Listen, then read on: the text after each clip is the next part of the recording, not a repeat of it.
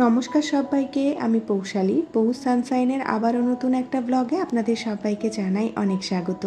আশা করি আপনারা যে যেখান থেকেই আমার ভিডিওটি দেখছেন সবাই খুব ভালো আছেন আর সুস্থ আছেন। আজকে হলো বৃহস্পতিবার, আমার হাজব্যান্ডের ছুটির দিন, তাই স্বভাবতই সকালটা একটু দেরিতে শুরু হয়েছে। আজকে সেরকমভাবে কোনোই চাপ নিচ্ছি না, কিন্তু এই চাপ নিচ্ছি না বলতে বলতে কিন্তু দিনের মধ্যিখানে অনেকটা চাপ বেড়ে গিয়েছিল। সেটা কি করে, সেটা একটু পরেই আপনাদের সাথে শেয়ার করছি। আজকে সকালে উঠেছি এই 9:30টার দিকে। উঠেই সবার আগে মেয়ের জন্য খাবার বানিয়ে দিয়ে এসেছি। আমার মেয়ের না কয়েকদিন ধরে একটুখানি পেট খারাপ হচ্ছে, আর এলোপ্যাথিকে যাইনি, হোমিওপ্যাথিক দেখাচ্ছি। তাই সকালবেলা উঠে ওকে খাওয়ার দাওয়ারে সেরকম কিছু ভ্যারাইটি দিচ্ছি না। ওই বেবি ফুড যেটা পাওয়া যায় নেস্টাম, সেটাই দিচ্ছি। ওর যে ডাক্তার রয়েছেন উনি সবসময় আমাকে সাজেস্ট করেছেন যখনই পেট খারাপ হবে নেস্টামের বাইরে ওকে কিছুই না দিতে, হয় চিড়ে সেদ্ধ না হয় নেস্টাম এরকম জাতীয় জিনিস দিতে। তো সকালবেলা ওকে নেস্টাম দিয়ে দিয়েছি, আর হাজব্যান্ডের জন্য একটু মুড়ি মাখা করে দিয়ে দিয়েছি। আমি আজকে সকালবেলা ভেবেছি কিছু কিছু কাজ করব। ওই কিছু কিছু কাজ করব ভেবে কিন্তু কাজ করতে করতে প্রায় 12টা মতো বেজে গিয়েছিল। এই যে প্রথম যে কাজটা ছিল সেটা হলো এই সোফাটা সরিয়ে এর নিচটা একটুখানি ক্লিন করা। যেহেতু মেয়ে এই নিচটাতেই খেলে, আর তার কারণেই কিন্তু সোফার ভেতরে না অনেক ময়লা ঢুকে যায়। আর এরকমভাবে ময়লা রাখলে দেখা গিয়েছে কি বাড়িতে অনেক ছোট ছোট আরশোলা হচ্ছে, তো সেটা তো খুব একটা ভালো নয়। তাই সবসময় চেষ্টা করি এই সমস্ত ফার্নিচারগুলো যেগুলো আমি সরাতে পারবো সেগুলো সরিয়ে একটুখানি ক্লিন করে নেওয়ার জন্য। একাও করে নিতে পারি, কিন্তু হাজব্যান্ড যেহেতু আজকে বাড়িতে রয়েছে তাই ওর কাছ থেকে একটুখানি সাহায্য নিলাম। আর তার সাথে সাথে আমার লিভিং রুমে যে সমস্ত ডেকোরেটিভ আইটেমগুলো আছে সেগুলো একটুখানি ডাস্টিং করে নিচ্ছি। আগের বছর দিওয়ালির টাইমে আমি আমার এই লিভিং রুমটাকে এরকমভাবে সাজিয়েছিলাম। খুব ইচ্ছে ছিল যে আমি আমার লিভিং রুমটাকে একটুখানি সাজাবো, আর মাঝে মধ্যে এখন ইচ্ছে করে যে এই ডেকোরেটিভ আইটেমগুলো চেঞ্জ করে অন্য কিছু লাগাবো, কিন্তু তা আর পারি না। কারণ এই সমস্ত কিনতে গেলে না অনেকটা খরচার একটা ব্যাপার রয়েছে। তো আমরা কিন্তু চাইলে সবসময় এই সমস্ত জিনিসগুলো একদমই চেঞ্জ করতে পারি না। তো সেই কারণেই যেরকমভাবে রয়েছে সেরকমভাবেই কিন্তু আমি মেনটেন করে চলছি। আমি নিজে সাজার থেকে না বাড়ি সাজাতে ভীষণ ভালোবাসি, আর এই সমস্ত জিনিসগুলো অনলাইনে মাঝে মধ্যেই আমি চেক করতে থাকি। তো যেগুলো ভালো লাগে সেগুলোকে আমি অ্যাড টু কার্ট বা উইশ লিস্টে করে রেখে দিই, আর মাঝে মধ্যেই চেক করতে থাকি। যখনই একটু দাম কমে যায় তখন যদি প্রয়োজন থাকে কিনে ফেলি। আর আমাদের এই সোফাটা ভেতরে একটা এরকম বেড রয়েছে, তো সেটাকে টানতে দেখলাম তার নিচেও অনেকটা ময়লা রয়েছে, তো সেগুলো একটু হাতে হাতে ঝেড়ে নিলাম। ডাইনিং টেবিলের পেছনে যে পর্দাটা রয়েছে সেটা একটু চেঞ্জ করব। এটাও হয়ে গেল প্রায় 6 মাস মতো লাগানো রয়েছে, আর এই যে এই কাজটা কিন্তু আমি বাড়িয়ে ফেলেছি। আর যখনই এই কাজটা বেড়েছে তার সাথে সাথে পরপর একটার পর একটা কাজ বেড়ে গিয়েছে। যেহেতু এতদিন লাগানো ছিল আর সাদা পর্দা ছিল, দেখতে একটুখানি খারাপ লাগছিল, একটু একটু ময়লাও হয়ে গিয়েছিল। তাই ওটা খুলতে গিয়ে আমি একদম স্ক্রু সহ ওটাকে খুলে এনেছি, আর এখন ওটা হাজব্যান্ড লাগাচ্ছে। আর ওটা না একটুখানি হোয়াইট সিমেন্ট দিয়ে বা ওয়াল পুট্টি দিয়ে লাগাচ্ছে আর কি। তো মোটামুটি আমাকে ঘন্টাখানেক ওয়েট করতে হবে, ওটা শুকোনোর পরে তারপরে আমি লাগাতে পারবো। তো মোটামুটি ঘন্টাখানেক এদিক ওদিকে ডাস্টিংয়ের কাজগুলো আমি সেরে ফেলেছি। আর এদিকে কিন্তু আবারও একটা নতুন পর্দা আমি এখন লাগিয়ে দিচ্ছি। এই পর্দাটা না আমার আগে দেওয়া ছিল। এই পর্দাটারও বয়স হয়ে গিয়েছে প্রায় 5 থেকে 6 বছর মতো, এখনও অবধি খুব সুন্দর রয়েছে। বিয়ের আগে আমার হাজব্যান্ড বড় বাজার থেকে গিয়ে এটা বানিয়ে এনেছিল। এর কোয়ালিটিটা এতটাই ভালো, এত ভালো কোয়ালিটির পর্দা আমি আজ অবধি কখনো আর ব্যবহার করিনি। আর এই যে এখানটায় ডাইনিং টেবিলের ওপরে আমার সেই পুরনো কভারটা আবার দিয়ে দিলাম। আগে যেটা দিয়ে রেখেছিলাম সেটা একটা বেডশিট ছিল, তো এখন আমি ডাইনিং টেবিলের কভারটা দিয়ে এর ওপরে সাদা যে পলিথিনটা থাকে সেটা দিয়ে দিলাম।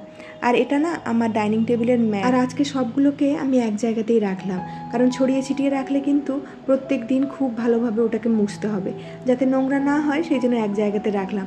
আবার যখন খাবো তখন একটা বের করে নিয়ে তার উপরে প্লেটটা রেখে দেবো। আর ওপরে একটুখানি গ্রিনারি অ্যাড করার জন্য একটা গাছ লাগিয়ে দিলাম। আর এখানটা ওয়াশিং মেশিনটা চালাচ্ছি, আর তার সাথে সাথে ছোট্ট একটা টিপস আপনাদের সাথে শেয়ার করি। এরকম ধরনের রিংওয়ালা পর্দা যদি আপনারা ওয়াশিং মেশিনে কাচেন তাহলে কিন্তু রিংগুলোকে এক জায়গায় করে একটা সুতো দিয়ে বেঁধে তারপরে ওয়াশিং মেশিনে দেবেন। তা না হলে কিন্তু ওই রিংগুলো খুলে গিয়ে পর্দাটা নষ্ট হয়ে যেতে পারে। আর এই যে ফাইনালি কিন্তু আমি এখন লিভিং রুমটা ভালো করে মুছে নিচ্ছি। আর এখানটায় আমি কালকে বাইরে আমার স্নেক প্ল্যান্টটা দিয়েছিলাম, আর ভেতরে আরেকটা গাছ রেখেছিলাম। মাঝে মধ্যেই কিন্তু এই ভেতরের গাছগুলোকে আমি বাইরে বের করে রোদ খাইয়ে তারপরে আবার ভেতরে ঢুকিয়ে নিই। এরকমভাবে রোটেট করলে দেখা যায় গাছের হেলথও খুব ভালো থাকে। আর ফাইনালি আপনাদের সাথে আমার লিভিং রুমটা পুরোটা শেয়ার করছি। কেমন লাগলো অবশ্যই আমাকে জানাতে ভুলবেন না, আর কোন অংশটা ভালো লেগেছে সেটা অবশ্যই জানাবেন। সমস্ত কাজবাজ সেরে উঠতে মোটামুটি 12:30টা মতো বেজে গিয়েছে। আর আজকে তো বৃহস্পতিবারে পুজো রয়েছে। আজকে পুজোটা করতে কিন্তু অনেকটা দেরি হয়ে গেল। আর আজকে পুজো করতে এতটা দেরি হয়ে গেল, পুজো করতে বসে আমার খুবই খারাপ লাগছিল। তো এখানটা আপনাদের সাথে আরও একটা জিনিস শেয়ার করি। এই যে আম্রপল্লবটা আর ওপরের যে ডাবটা দেখতে পাচ্ছেন, এটা না আমি অক্ষয় তৃতীয়ার দিনে কিনেছিলাম। আপনাদেরকে আর দেখানো হয়নি, ভাবলাম আজকে শেয়ার করে ফেলি। তো এটা দিয়ে আমি ঘরটা পেতে দিলাম। সাধারণত ঘর পাতার সময় যে সমস্ত জিনিসগুলো লাগে সেগুলো তো প্রত্যেক সপ্তাহে আমার কাছে থাকে না, তাই আমি প্রত্যেক সপ্তাহে এরকমভাবেই ঘরটা পেতে থাকি। আর এখানটা ফাইনালি একটুখানি কর্পূর আর ঘিয়ের প্রদীপ দিয়ে ঠাকুরের আরতি করে নিচ্ছি। আজকে দুপুরবেলার লাঞ্চে একটুখানি সাদামাটা করব ভেবেছি। সবজি টবজিও খুব একটা বেশি নেই ফ্রিজের মধ্যে। একটুখানি বিনস আর গাজর দিয়ে ফ্রাইড রাইস করব, আর এদিকে একটু আলুর দম করব নিরামিষ। আলুর দমের জন্য এখানটায় আমি গোটা জিরে ফোড়ন আর একটুখানি গোটা গরম মশলা ফোড়ন তেলের মধ্যে দিয়েছিলাম। আর এই মশলার মধ্যে রয়েছে একটু টমেটো, কাজু বাটা আর একটু আদা বাটা। সব কিছু ভালো করে কষিয়ে নিয়ে এখন আমি একটু হলুদ গুঁড়ো আর লঙ্কা গুঁড়োকে জলের সাথে মিশিয়ে সেটা দিয়ে দিয়েছিলাম। ভালো করে কষিয়ে নিয়েছি। তেলটা বেরিয়ে যাওয়ার পরে সেদ্ধ করে রাখা আলুগুলো দিয়ে দেবো। আর এদিকে কিন্তু আমার ফ্রাইড রাইসের জন্য গাজর আর বরবটিটা ভাজা হয়ে গিয়েছে। এরপর একটু কাজু কিশমিশ দিয়ে ভালো করে ভেজে নিচ্ছি। আর এখানটায় আগে থেকে সেদ্ধ করে রাখা ভাতগুলো দিয়ে দিলাম। ভালো করে নাড়াচাড়া করে নেব। এর মধ্যে একটু চিনি আর একটুখানি ঘি দিয়ে দিলাম, আর একটু লবণ দিয়ে দিলাম। বেশ ভালো করে নাড়াচাড়া করলে কিন্তু আমাদের ফ্রাইড রাইসটা একদম রেডি হয়ে যাবে। একটুখানি গরম মশলা দিলেও হতো, কিন্তু আজকে আমার কাছে আর নেই। তো রান্নাটা মোটামুটি কিছুটা কমপ্লিট করে দিয়ে এখানটায় আমি থালা বাসনগুলো ধুয়ে নিচ্ছি।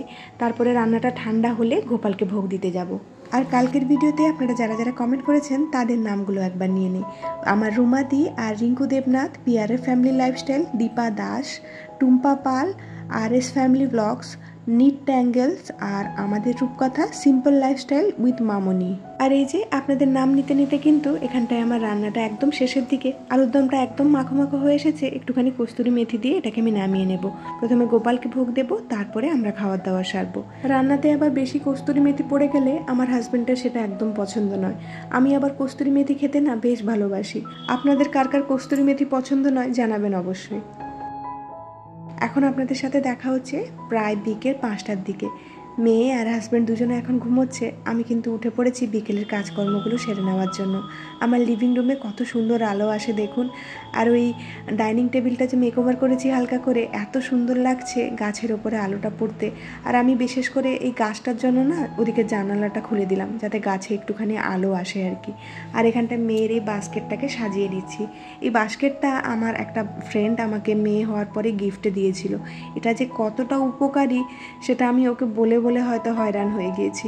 এটা না সত্যি বাচ্চাদের জিনিসপত্রগুলো গুছিয়ে রাখতে কিন্তু খুব হেল্পফুল। তো এখানটা আমি একদিকে প্যান্টের একটা সেকশন করি, আর একদিকে জামা, আর একদিকে কিছু টাওয়েলস থাকে। তো এভাবেই করে কিন্তু মেয়ের জামা কাপড়গুলো গুছিয়ে রাখি।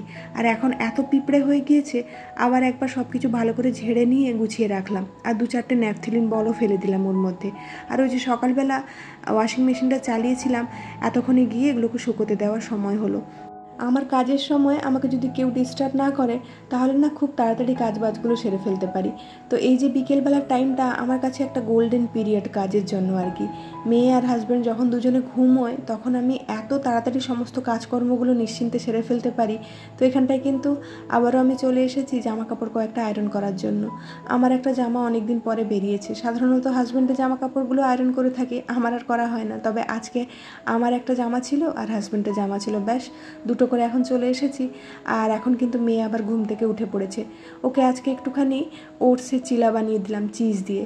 মানে ওই ওটসের মধ্যে একটুখানি দই দিয়ে ওটাকে ভালো করে মিক্স করে নিয়েছিলাম, একটুখানি রেস্ট করে ওটা দিয়ে একটুখানি চিলা বানিয়েছি। আর এখানটায় বিকেলবেলার যে ঘরটা ঝাড়ু দেওয়ার থাকে সেটা আমি টুক করে দিয়ে নিলাম। আজকে যেহেতু ওর বাবা রয়েছে, আজকে কিন্তু মেয়েকে কোলে কোলে নিয়ে আমাকে খুব একটা কাজ করতে হবে না। এটা আমার জন্য একটা অনেক বড় মানে ব্লেসিংস বলা যেতে পারে আর কি। 2-4 দিন ধরে আমি এই টিপসটা ফলো করে বাড়ির ফ্লোরে কিন্তু পিঁপড়ের উপদ্রব অনেকটা কমিয়ে ফেলতে পেরেছি। তো এটা আমি আমার পাশের বাড়ির একজনের কাছ থেকে পেয়েছি। তো ওরা কি করে, লাইজলটাকে নিয়ে ভিজে কাপড়ের মধ্যে দিয়ে দেয়, মানে 1 চিপি লাইজল দিয়ে, তো হাতে করে ঘরটাকে মুছে নেয় আর কি। তো আমি এখানটায় কি করেছি, আমি তো লাইজল ব্যবহার করি না, আমি নিমাইল ব্যবহার করি। তো সেটাকে আমি অল্প একটু জলের মধ্যে ভালো করে গুলে নিয়েছিলাম, আর জলটাকে পুরো বাড়িতে এরকম করে ছিটিয়ে দিচ্ছি। তারপরে একবার ভালো করে ঘরটা মুছে নেব। এভাবে করে কিন্তু আমি অনেকটা উপকার পেয়েছি, মানে ফ্লোরে বিশেষ করে পিঁপড়ের উপদ্রবটা অনেকটা কমেছে।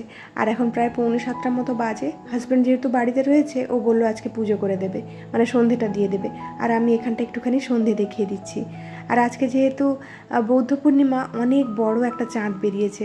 তো এখন বাবা আর মেয়েতে মিলে চাঁদ দেখছে, আর আমি এখানটায় বাদবাকি কাজগুলো সেরে নিচ্ছি। তাহলে চলুন, আজকের মতো আপনাদের থেকে আমি এখানেই বিদায় নিচ্ছি। খুব শিগগিরই দেখা হচ্ছে নেক্সট আরেকটি ব্লগে। ততক্ষণের জন্য সবাই খুব ভালো থাকবেন, সবাইকে খুব ভালো রাখবেন আর নিজের যত্ন রাখবেন। আজকের মতো টাটা।